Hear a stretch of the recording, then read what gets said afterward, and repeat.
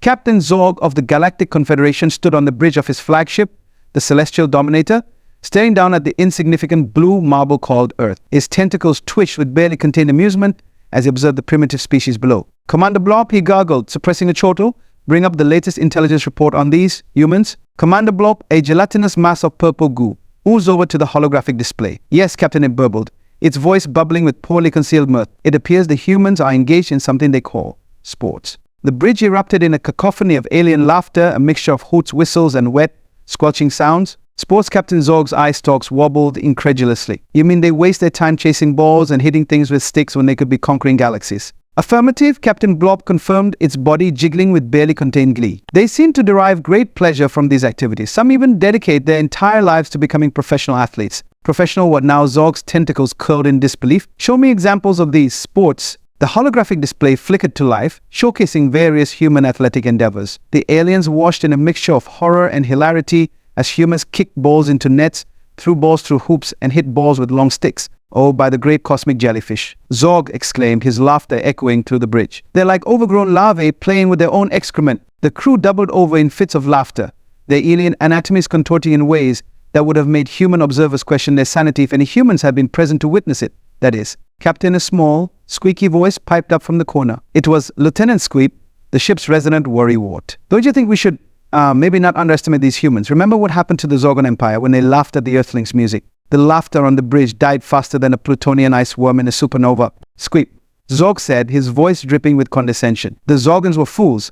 They didn't have our superior technology or our vastly superior intellect. We are the Galactic Confederation.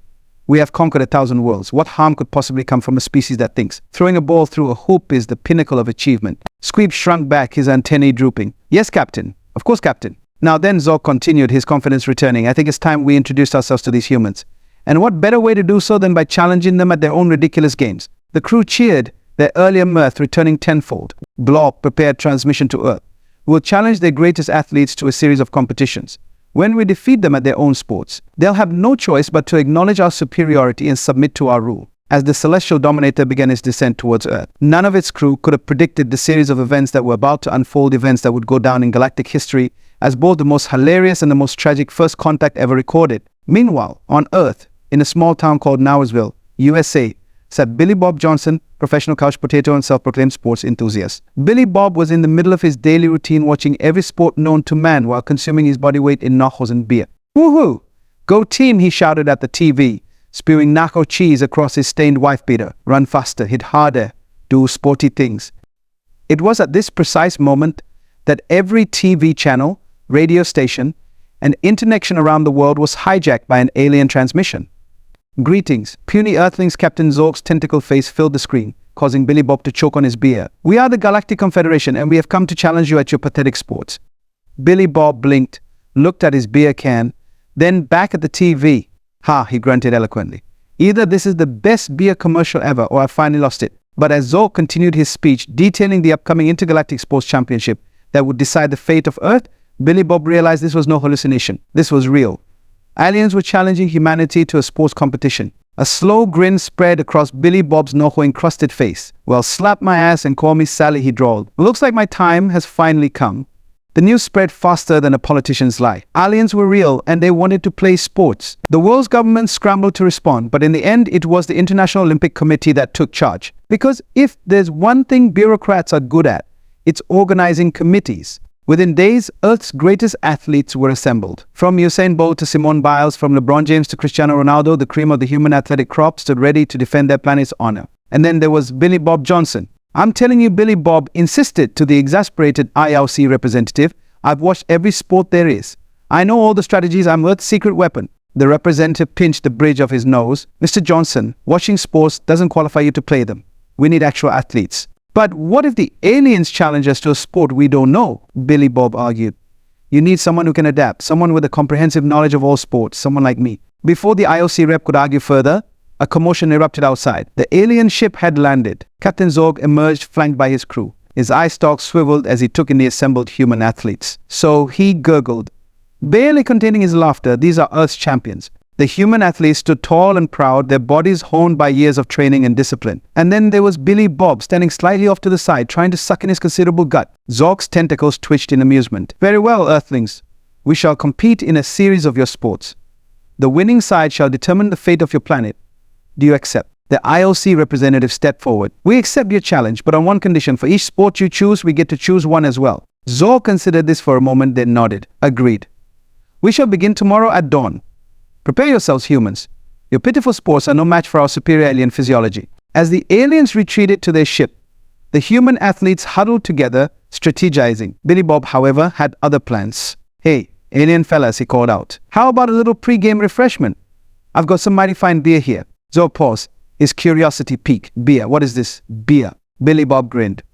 "Oh, just a little something we humans enjoy before engaging in sports. Helps loosen you up, you know." Against the protests of his crew, Zorg accepted the offered beer. "In the spirit of fair competition," he declared, "we shall partake in this human tradition." Little did Zorg know that he had just fallen for the oldest trick in the book, getting the opposing team drunk the night before the big game. Dawn broke over the hastily constructed alien-human sports arena. The stands were packed with a mix of terrified and excited humans, all eager to see if their species' athletic prowess could save them from alien domination. Captain Zorg and his crew stumbled onto the field, looking decidedly worse for wear. It turns out that alien biology and Earth beer don't mix well. "Let the games begin," Zorg slurred, swaying slightly. "We choose the one with the round bouncy thing." The human athletes looked at each other in confusion. "Do you mean basketball?" LeBron James asked. "Yes," that Zorg exclaimed. "We challenge you to basketball." What followed was less of a basketball game and more of a comedy routine. The aliens, with their tentacles and eye stalks, were hilariously ill-equipped to dribble, pass, or shoot. LeBron single-handedly outscored the entire alien team,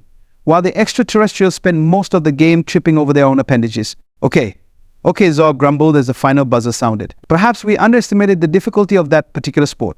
But now, it's our turn to choose. We challenge you to Grobnak." The human athletes looked at each other in confusion. "Was Grobnak?" Usain Bolt asked. Zorg grinned maliciously. "Only the most popular sport in the galaxy. Surely if you're worthy of competing against us, you must know Grobnak." It was at this moment that Billy Bob Johnson waddled forward. "I know Grobnak," he declared confidently. The IOC representative facepalmed so hard you could hear it echo across the stadium. "Mr. Johnson, please, you can't possibly."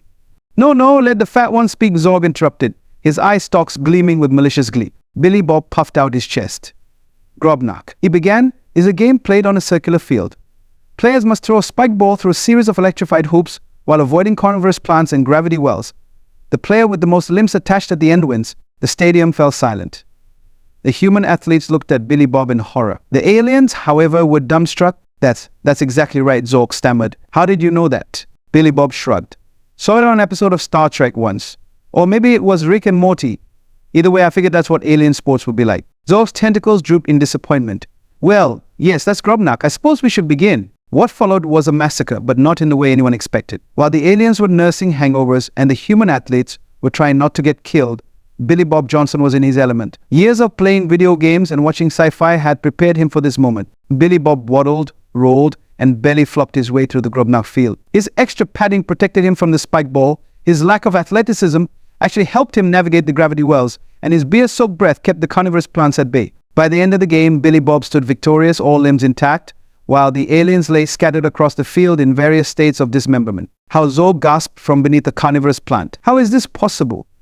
Billy Bob grinned, nacho cheese still stuck in his beard from the night before. Never underestimate the power of a man who spent his entire life watching sports instead of playing them. The games continued, with the aliens choosing increasingly bizarre and dangerous sports, and the humans countering with their own athletic events. To everyone's surprise, the humans began to pull ahead. Usain Bolt outran a pack of Venusian slime hounds in the 100-meter dash. Simone Biles performed a perfect routine on the rings of Saturn. And in a twist that would be talked about for generations, Serena Williams defeated a Neptunian octobeast in a tennis match that spanned 3 dimensions and lasted for what felt like several eternities. But it was Billy Bob Johnson who continued to shine in the alien sports. His unconventional techniques and complete lack of self-preservation instinct made him the perfect competitor for games that defied the laws of physics and common sense. In Quantum Quidditch, Billy Bob's inability to understand the rules actually worked in his favor, as he scored points in realities that didn't even exist. During the multiverse marathon, his tendency to get lost worked out well when he accidentally found a shortcut through the space-time continuum. The final event was the most dangerous of all extreme ironing on the surface of the sun. The aliens were sure this would be their moment of triumph. Surely no human could survive such an event.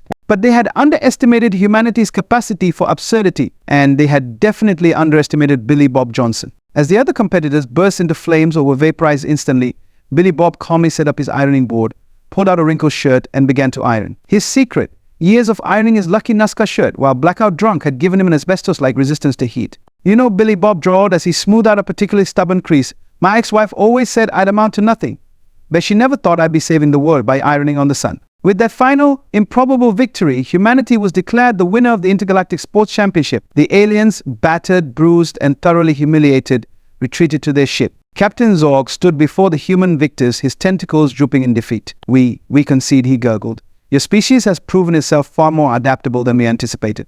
The Earth shall remain free. The crowd erupted in cheers. Athletes hugged each other, tears of joy streaming down their faces. And in the center of it all stood Billy Bob Johnson, looking slightly confused but incredibly pleased with himself. So Billy Bob said, scratching his belly, does this mean I get a trophy or something? Zorg stared at him for a long moment. He finally said, are perhaps the most terrifying creature I have ever encountered. Your species' ability to not only survive but excel at tasks you are clearly not designed for is unsettling. Billy Bob grinned. Oh shucks, that's mighty kind of you to say. It wasn't a compliment, Zorg muttered. But before he could say more, Commander Blorp oozed up beside him. Captain Blorp burbled urgently, we're picking up transmissions from Earth's media. It seems they're already planning movies, TV shows, and video games based on our sports. Zorg's eye stalks went rigid with horror. You mean, yes, Captain Blorp confirmed. Billions of humans will soon be training in our most dangerous sports. Through entertainment, the color drained from Zorg's tentacles. By the great cosmic jellyfish, he whispered, what have we done? As the alien ship took off, fleeing Earth as fast as its warp drives could manage, humanity celebrated their victory. Sports bars around the world were filled with people raising their glasses to the unlikely heroes who had saved the planet. And in a small town called Nowheresville, USA, Billy Bob Johnson returned home, plopped down on his couch, and cracked open a beer. Now that was some good sports, he said to no one in particular. Wonder what's on TV. As he flipped through the channels, now filled with recaps of the Intergalactic Sports Championship and previews of the upcoming Alien Sports Simulator video games, Billy Bob smiled contentedly. For once in his life, being a couch potato had paid off. He had saved the world doing what he did best, watching sports and drinking beer. And as far as Billy Bob was concerned, that made him the greatest athlete in the universe. Little did he know that across the galaxy, his name was being spoken in hushed, terrified whispers. To the alien sports community, pulling a Billy Bob became synonymous with succeeding through sheer, dumb luck and a complete disregard for personal safety. And somewhere in the vast expanse of space, Captain Zorg was filing his report to the Galactic Confederation, recommending that Earth be classified as an extreme sports death world, too dangerous for any sane species to approach. The report's conclusion simply read, they're not just playing sports, they're evolving through them. May the great cosmic jellyfish have mercy on us all. As Billy Bob Johnson sat on his couch, blissfully unaware of his new status as an intergalactic sports legend, the ripple effects of Earth's victory were spreading across the cosmos faster than a cat video on the internet. On the planet Xylox 9, a race of hyper-intelligent shade of blue was holding an emergency council meeting. Did you see what those humans did? Exclaimed Councillor Azul, their color fluctuating wildly between navy and cerulean. They defeated the Galactic Confederation with sports. Calm down, Azul, soothed Elder Indigo. I'm sure it's not as bad as... Not as bad, Azul interrupted, now a particularly alarming shade of electric blue. Their athlete was a beer-guzzling blob of flesh who succeeded by failing upwards. Do you have any idea what this means for the galactic balance of power? Meanwhile, in the Andromeda galaxy, the hive mind of Sector X was experiencing its first ever collective migraine. We spent millennia perfecting our mental abilities, the hive mind lamented to itself, which was quite a feat considering it was itself. We can move planets with our thoughts. And yet we find ourselves terrified of a species that thinks hitting a tiny ball with a stick is the pinnacle of achievement. Where did we go wrong? Back on Earth, things were getting weird. Well, weirder. The International Olympic Committee, riding high on their success in saving the planet, decided to capitalize on their newfound intergalactic fame. They immediately began plans for the first ever Milky Way Olympics. So think about it, the IOC president said to a room full of slat-jawed reporters, we'll have high jump on the moon, swimming relays through the rings of Saturn. And for the marathon, well, let's just say it'll give new meaning to the term cross-country. Sports companies went far behind. Nike quickly announced their new line of gravity-defying shoes, perfect for Quantum Quidditch. Adidas countered with sweat-wicking gear that could withstand the surface of the sun, proudly branded as the Billy Bob collection. Speaking of Billy Bob, our unlikely hero was about to face his greatest challenge yet fame. As he stepped out of his house for the first time since the games, intending to make his usual beer run, he was mobbed by a crowd of reporters, fans, and confused aliens who had traveled light years to see the round one who defies physics. Mr. Johnson, a reporter, shouted, shoving a microphone in his face. How does it feel to be Earth's greatest athlete? Billy Bob scratched his head, looking bewildered. Well, I reckon it feels about the same as being Earth's okayest athlete. Just with more people asking me questions while I'm trying to get to the liquor store. Another reporter pushed forward. What's your training regimen? How do you prepare for sports that defy the laws of nature? Billy Bob pondered this for a moment, then belched. The alien contingent in the crowd oohed and ahed, convinced they had just witnessed some secret human power move. Training. Well, let's see, Billy Bob drawled. I wake up around noon, watch some TV, eat some nachos, drink some beer, watch some more TV, eat some more nachos, drink some more beer, then go to bed. Rinse and repeat. The aliens furiously took notes, certain they were unlocking the secrets of humanity's success. Meanwhile, in Washington, D.C., the President of the United States was having an urgent meeting with his cabinet and top military brass. Gentlemen, the President said gravely, we find ourselves in an unprecedented situation. We've saved the world with sports. Now, we need to ensure our continued dominance in the intergalactic athletic arena. I'm officially authorizing the creation of a new military branch, the Space Force Sports Division. The room erupted in a mixture of cheers, groans, and one very confused bingo. Back in space, the Galactic Confederation was in crisis mode. Captain Zorg, now demoted to Junior Assistant Tentacle Polisher 3rd Class, was being court-martialed. You mean to tell me, the High Commander growled, his tentacles writhing in fury, that not only did you lose to a species that still thinks digital watches are a pretty neat idea, but you lost to their worst specimen? Zorg hung his eye stalks in shame. In my defense, your tentacleness, their beer is really strong. The High Commander was not appeased because of your incompetence. We're now the laughingstock of the galaxy. The Blogans won't stop sending us human sports equipment as gifts. The Zigas Empire keeps challenging us to something called beer pong. And don't even get me started on what the Quantum Quidditch League is saying about us. As Zorg was led away to begin his new career as a space toilet scrubber, the High Commander turned to his advisory board. We need a new strategy. These humans are clearly more dangerous than we thought. Any ideas? A small, timid alien in the back raised a tentacle. What if we challenge them to a spelling bee? The room fell silent. Then, slowly, a grin spread across the High Commander's face. By the great cosmic jellyfish.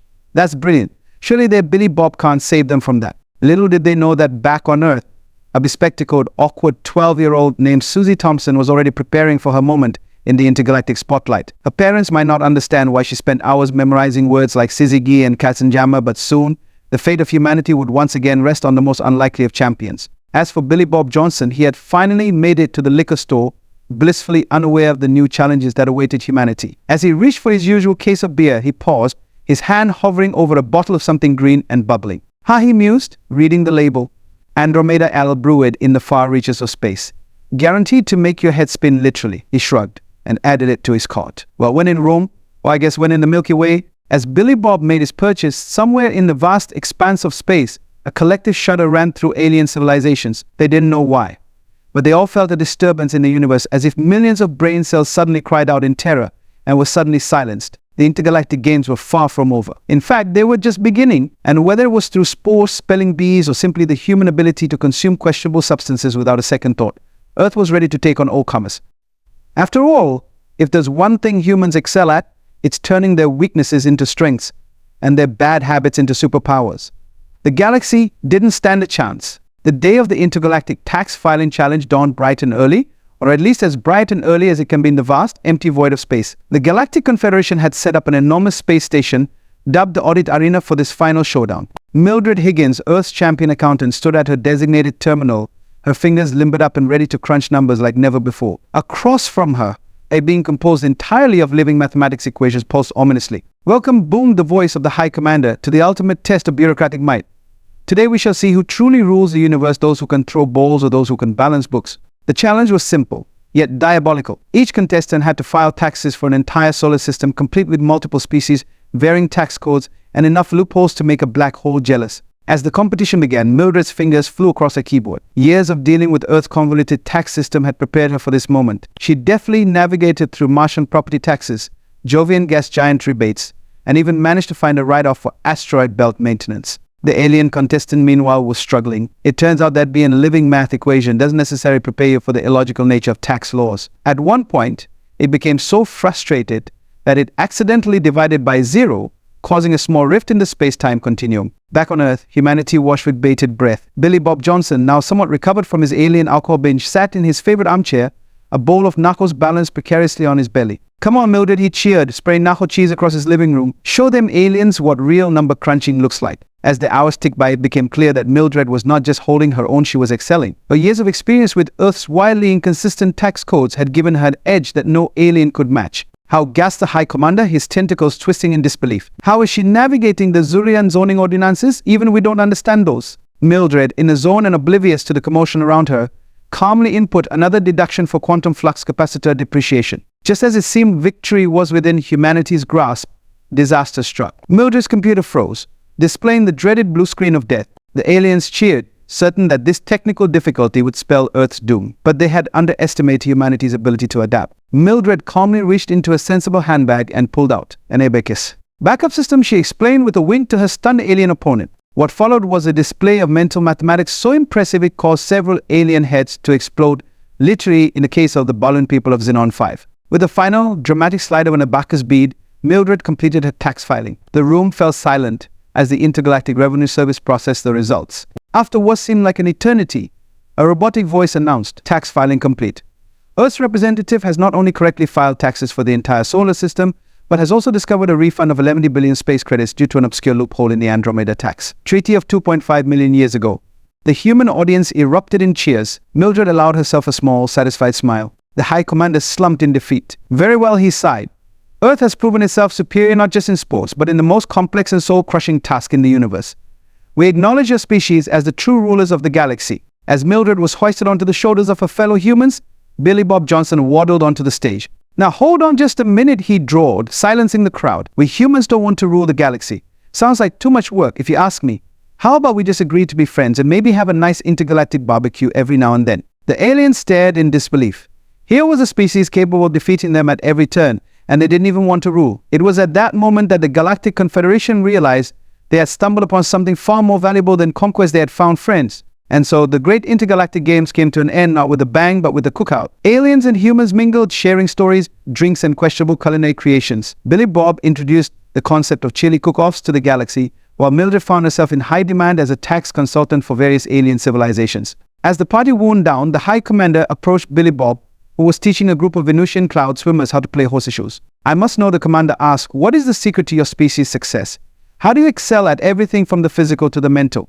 Billy Bob took a long swig of his beer, now a mild earth brew, as he'd learned his lesson about alien alcohol. "Well," he said thoughtfully, "I reckon it's because we humans don't know what we can do. So we just go ahead and do it anyway." The High Commander pondered this for a moment, then nodded sagely. "Truly, your species' greatest strength is your delusion." "I'll drink to that," Billy Bob grinned, raising his beer. As the sun set on the greatest intergalactic event in history, Earth found itself not as the conqueror of the galaxy, but as its newest, weirdest, and most beloved member. Sports arenas across the cosmos now feature sections for extreme sitting and competitive snacking. The Intergalactic Revenue Service was reformed with Mildred Higgins as its head, promising taxes that won't make you want to fly into a black hole. And Billy Bob Johnson. He returned to his couch, cracked open a beer, and flipped on the TV to watch the first ever multiverse series, where the Boston Red Sox were facing off against a team of sentient black holes from dimension X42. Now this, he chuckled to himself, is some good sports. In the end, humanity had not only survived its first contact with alien life, but had thrived, bringing its unique brand of chaos, creativity, and camaraderie to the stars. The galaxy would never be the same, and that was just the way everyone liked it. After all, in space, no one can hear you laugh, but that didn't stop the entire universe from trying.